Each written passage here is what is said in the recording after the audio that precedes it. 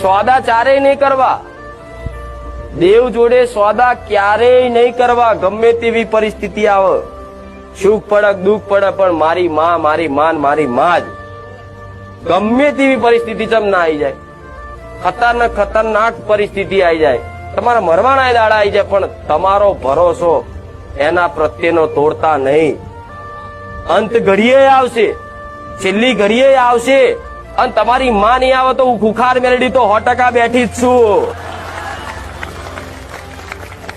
છેક અંત ઘડીએ છેક આરાએ અણીના ટોચ ઉપર તમારું જીવન આવી ગયું હોય.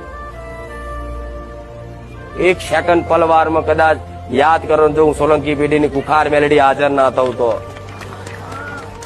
પણ જરૂર પડે તારે એની જોડે કઈક કહેવાય અને પ્રાર્થના કરાય. કારણો વગર દેવી શક્તિના પારખા ચારેય ના કરતા.